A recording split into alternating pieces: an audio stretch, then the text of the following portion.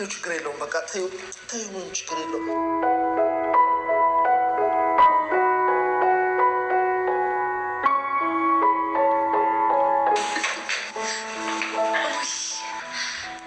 ወይ መጣሽ እንዴ? ሱሪው ላይ እኮ ቡና ፈሶበት ነው። የኔን እርሺውና የኔንም ጨምረሽ አንቺ ጸልይልኝ። ይሁንሽ ነው እንዴ? ለምንድን ነው የዚች ልጅ ስም በተጠራ ቁጥር መሀል አናትሽን በዱ ላይ ተመታ? እኔ ከቢሮ ነው ያልኩት። ይህን አማርኛ ማጣማመሽ። ዳጊ የአምራንን ሚስጥር አወቀ። እንግዲህ ዳጊ አምራን በስልክ ስታወራ እየሰማት ነበረ። እናም እንግዲህ ይህን ነገር አጣርቼ ደርስበታለሁ ባለው መሰረት አጣርቶ ደርሶበታል ማለት ነው። እንግዲህ ዳግም ማለት ነው የናሆምን ልጅ አምራን እንደወረደባትና አሁን ላይም ነፍሰ ጡር እንዳልሆነች ደርሶበታል። ይህንን ነገር ግን እንዴት ነው ለሱ የምነግረው? እሱ ሲጀመር አያምነኝም ብነግረውም። ታዲያ ምንድነው ማድረግ ያለብኝ? እችን ልጅ እኮ የሚያገባት ለልጇ ማለትም ነፍሰ ጡር ስለሆነች ነው እንጂ ልጅቷን ወዶ አፍቅሯ በእርግጥ ይወዳታል። ግን ቤተሰቦች አምነው እሺ ብሎ የተቀበሉት ነፍሰ ጡር ናት የሚለው ነገር ነው።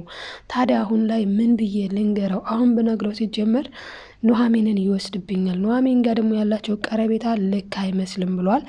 እንደገና ደግሞ ኤደን በጣም ደስ ብሏታል አሁን ላይ በዚህ ስራ። ምክንያቱም በስራው ሳይሆን የተደሰተችው ዳጊ ካለስ እሺ እሰራለሁ ብላ ከኑሐሚን ጋር እንግዲህ እሺታው ተቀብላለች። ነገር ግን ኑሐሚን ያላለችውን ኑሐሚን እንዲህ አለች፣ ኑሐሚን እኮ እንደዚህ ናት፣ ኑሐሚን እኮ እንደዛ ናት እያለች እንግዲህ ለዳጊ ነገር እያቀባበለች ትገኛለች። በጣም በሚያሳዝን ሁኔታ ማለት ነው ኤደን። እናም ኤደን ስለ ኑሐሚን ቤት ሂዳም ኑሐሚን እኮ ከናሆም ጋር ሊሳሳሙ ሲሉ ደረስኩባቸው ብላ አውርታ ኑሐሚን ላይ ትልቅ ችግር ፈጥራለች ማለት ነው። ሰላም ሰላም ውዶችዬ፣ እንዴት ናችሁ? ሰላማችሁ ይብዛልኝ በያላችሁበት። ይህንን ቪዲዮ ስትጀምሩ በላይክ ጀምሩ ማለት ነው ውዶችዬ። ዛሬ እንግዲህ ይዤላችሁ የመጣሁት እጅግ ተወዳጁ ኑሐሚን ድራማን ነው። ቀጣዩን ክፍል ይዤ መጥቻለሁኝ። እስከ መጨረሻው አብራችሁን እንድትቆዩ በአክብሮት ጋብዛለሁ። እና እንግዲህ ኤሚንና ኤርሚ እንግዲህ በፍቅር ክንፍ ብንን ብለናል ብለዋል። እንግዲህ ከንፈናል ብለዋል። ማለትም ኤሚን እውነት ለመናገር ፍቅሯ የምር ነው፣ የምር ወዳው ነው፣ የምር ማፍቅራው ነው ማለት ነው ኤርሚን። ለምን እንደሆነ ባላውቅም ኤርሚ ተወዳጅ ልጅ ነው። ሁሉም ሴት ጠብ ነው የሚልለት እና አንዳንድ ወንዶች አሉ እንደዚህ አይነት እና እንግዲህ ኤርሚ ደግሞ ከነዚህ ውስጥ አንዱ ነው ማለት ነው። ኑሐሚን ብቻ ናት በፍቅሩ ልትገዛለት ያልወደደች። ከዚያ ውጭ ያለውን እሱ አልፈልግም ብሎ እስካባረራቸው ድረስ እነሱ ሙጭጭ ነው የሚሉበት። በተለይ እንደተመለከት ነው እንደ አምራንም ጭምር ማለት ነው። አምራን እንግዲህ በጣም ነው የምትወደው እሱን ለማግባት ነው ናሆምን ለማጥመድ ገንዘቡን ተቀብላ ከዛ ከኤርሚ ጋር ለመሆን በጣም ስትደፋ ስትቀና የነበረው ነገር ግን ያው አልተሳካላትም። ምክንያቱ ደግሞ ያው እሷ ገንዘቡን ብቻ ነበር የፈለገችው። ነገር ግን ወደ ውስጥም ገብቼ ማለት ጠቀም ያለ ገንዘብ መያዝ አለብኝ ብላ ነው እንግዲህ እንጂ ናሆምን አታፈቅረውም አምራን። ይሄን የምናውቀው ጉዳይ ነው። አሁን ላይ ግን ናሆም እንደው በጣም ፈገግታ አብዝቷል ከኑሐሚን ጋር ሲሆን፣ ቀልድ፣ ሳቅ፣ ጨዋታ ጭራሹንም እንግዲህ ሱሪው ላይ ቡና ተደፍቶበት እሱን እያጸዳችለት እያለ ደግሞ እዚህ ጋር ደግሞ እንግዲህ በጣም ተቀራርበው ነበረ። ስለዚህ እንዳለችውም ማለት እንግዲህ እሷ ያው ነገሮችን ወዲያ ወዲህ ማድረግ ስለምትወድ ነው ኤደን እንዳለችው። ግን ኤደን ባትመጣ ኖሮ ይሳሳሙ ነበሩ የሚለው እኛ አናውቅም። ግን ምክንያቱም እሷ አሁን እርግጠኛ ሳትሆን ነው። አሁን እንኳን አንድ ሰው ተፈቃቅዶ ከዛ ብትደርስበት ብትል ያምርባት ነበረ። ነገር ግን ቤት አባቷ እሪ ነው ያለባት ማለት ነው። እንደዚህ የኔ ልጅ አታደርግም ብሏልኝ። እሷ ግን የመሰላት ይሄ ለምንድን ነው እነሱ ሲጀመር ይሄን ላይ ያደረጉት ላይ ይችላሉ። እሷ ግን ባረጉት ኖሮ ደስ ባላይ ብላለች። ለምን አሁን ላይ ዳጊ በጣም እየቀረባት ነው። ኑሐሚንን የሚፈልገው ኑሐሚንን ነው። ያላንቺ አልተነፍስም፣ ያላንቺ አልበላም፣ ያላንቺ አልጠጣም እያለ ነው። በዛ ላይ ደግሞ ለወይዘሮ ዝናሽም በጣም ጥሩ ወንድሜ ያግባ፣ እኔም ከትንሽ ቀን በኋላ ይዣት እመጣለሁ ብሏልኝ። ማንን ነው? ኑሐሚንን ነው። ለምን መቼም ይህን ያክል የምታወራው ይህን ያክል በፍቅር የምታወራው ያችን ልጅ እንዳይሆን ብቻ ስትለው፣ አዎ እሱ ብቻ አይደለም አገባታለሁኝ ብሏል ማለት ነው።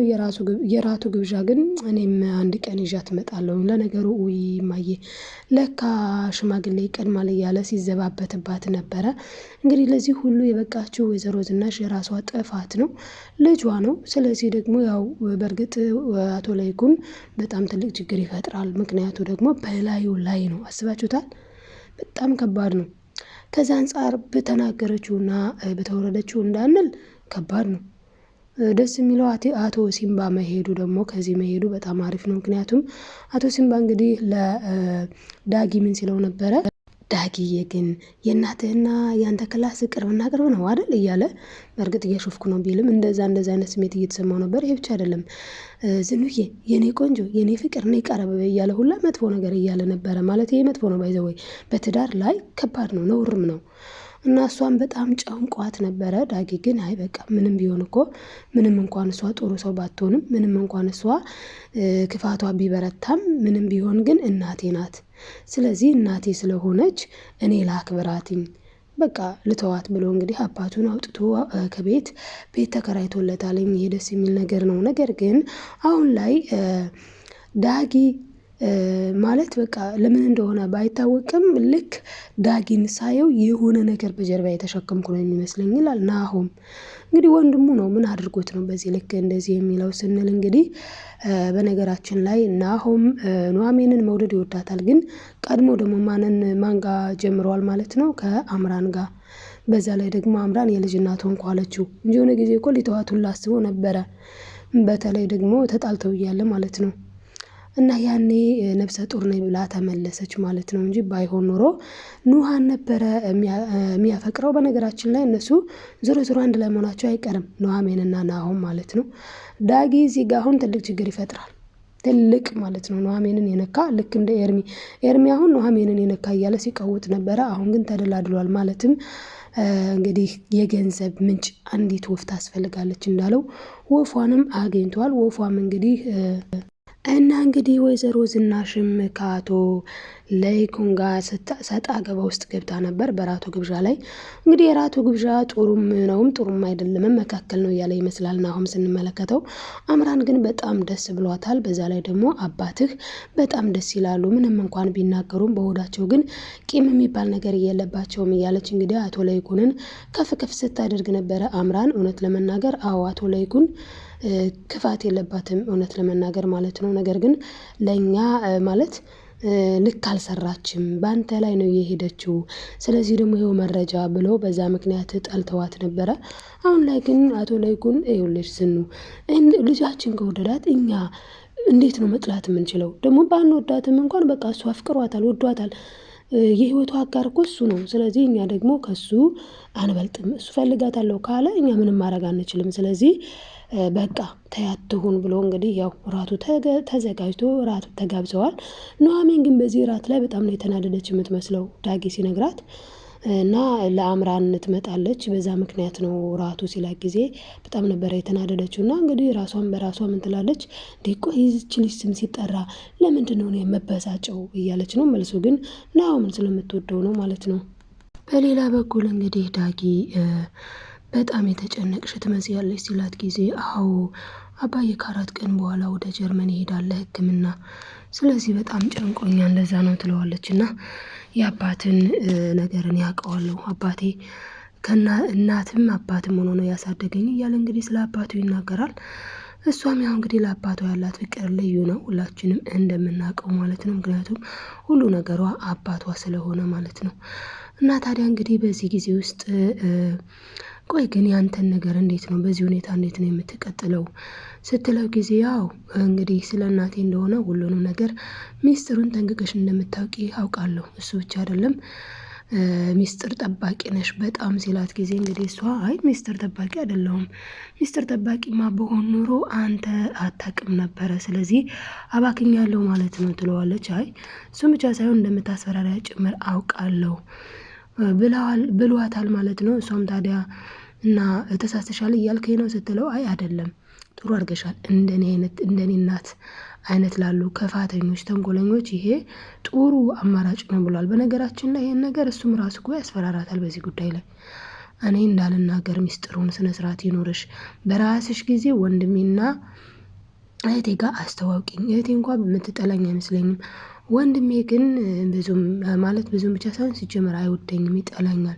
ወንበሩን እንዳልቀማው ፈልጎ ማለት ፈርቶ ነው መሰለኝ። እኔ እኮ አልቀማውም እያለ ይገኛል ማለት ነው። እንግዲህ አቶ ለይኩን ደግሞ ደስ በሚል ሁኔታ ለዳጊም ከአንድም 2 ስራ ሰጥተውታል። አንዷ እንግዲህ ኑሐሚንን ማስጠናት ነው። እሱ ደግሞ የኑሐሚንን ማስጠናት በተለይ በጣም በደስታ ነው የተቀበለው።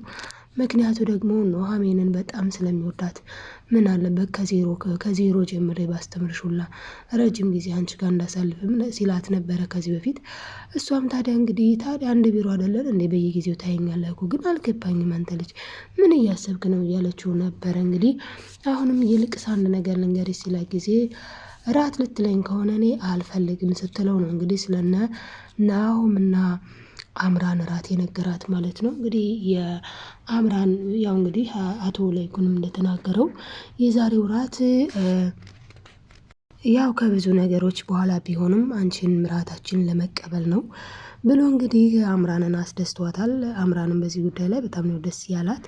ግን በጣም የሚያሳዝነው ነገር ለልጁ ብዬ አንቺ እንኳን ባትፈልጊ ለልጁ ብዬ እያሏት ነው። ልጅ ግን ወደ ውስጥ የለም። ታዲያ ይህንን ሚስጥር ደግሞ ዳጊ ያውቋል ማለት ነው፣ ደርሶበታል። ኤርሚ ደግሞ በጣም አይናውጣ ሆኗል። በጣም ሲጀመርም አይናውጣ ነው። አሁን ደግሞ ኤሚንን ወደ ቤት ካልወሰድሽኝ እያላት ይገኛል። እንግዲህ እንዴት ነው የምወስድህ እንደ አንተ እኮ እራት አለ ቤት። እነዚህ ሀብታሞች ሲባሉ በአመት የሰሩትን በአንድ ቀን ማውጣትና ማጥፋት ይፈልጋሉ። አይገርምህም? እና ዛሬ እራት አለ ለአምራን ስትለው ጊዜ ለአምራን ብሎ ሲደነግጥ ቆይ አንተ ከልብ አልወጣችም እንደ ይህች ሴት ትለዋለች። እሱ ግን ያደረገው ነገር ትዝ ስላለው ነው ማለት ነው። የሰው ልጅ ያው በሱ ምክንያት የናሆም ልጅ ወርዷል ማለት ነው። ይሄ በጣም የሚገርም ነው። ማለትም ስለ አምራን እንኳን እንደዚህ መሆኑ አሪፍ ነው። ምክንያቱም እሷ ከልብ ስለማታፈቅረው ወዳው አፍቅራው እና አርግዛለት ቢወርድባት ያሳዝናል። አዎ ግን አትፈልገውም። ግን ያረገዘችው ለገንዘብና እዛ ቤት መግቢያ ብላ ነው። ስለዚህ እንኳንም ነው የምንለው እኛ። ያው ህፃኑ ቢያሳዝንም ያው ድራማም አይደለ። ግን እውነተኛ እንደዚህ አይነት ላይፍ ካለ እንኳንም ወረደላት ያስብላል። ለምን ፈልጋ ራሷ ምናምን አይደለችም፣ በአክሲደንት ነው። ግን ደግሞ ከእንደዚች አይነቷ ከሚወለድ ማለት በጣም መጥፎ ምግባር ነው ያላት። ሰው ገንዘብ ብቻ ያሳድዳል። ፍቅር የሌለበት ትዳር ደግሞ ጨው የሌለው ወጥ ማለት ነው።